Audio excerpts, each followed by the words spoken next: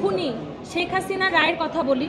তার যে ফাঁসির রায় প্রথমে শোনানো হয় এবং সেটাতে আমরা সবাই সন্তুষ্ট, আমরা আহত এবং শহীদ পরিবার।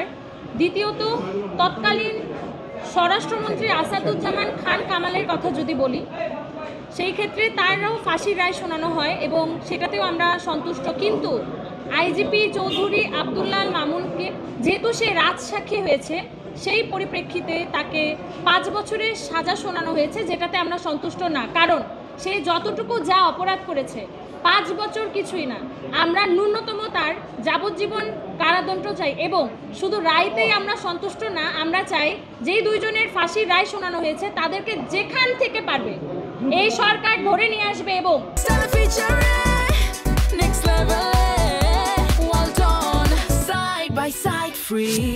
যত দ্রুত সম্ভব তার যে রায় সেটা কার্যকর হবে। কারণ শুধুমাত্র রায়ে আমরা সন্তুষ্ট হব না, আমরা যতক্ষণ না পর্যন্ত তাদের ফাঁসি দেখতে পাচ্ছি, তাদেরকে দেশে ধরে এনে ফাঁসি দিবে, এই জিনিসটা যতক্ষণ না দেখতে পাচ্ছি আমরা আমাদের লড়াই বন্ধ রাখবো না, আমরা ততদিন চালিয়ে যাব। কারণ আমরা মনে করি এই আমরা যারা এখানে আছি, আমরা আমাদের নিজেদের ভাই হারিয়েছি, কেউ সন্তান হারিয়েছে, কেউ নিজেদের চোখ হাত পা হারিয়েছে, এগুলা কখনো ফেরত আসবে না। কিন্তু সেই মানুষগুলার ফাঁসি যদি আমরা দেখতে পারি, অন্তত আমরা নিজেকে সান্ত্বনা দিতে পারবো যে না, আমরা শাস্তিটা নিজের চোখে দেখেছি।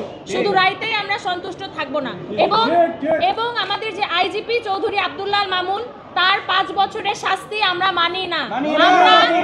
আমরা আবার অ্যাপিল করব, আমরা চাবো তার যাবজ্জীবন কারাদণ্ড। কারণ সে যা করছে সেটা এই 5 বছরের শাস্তি কিচ্ছু না।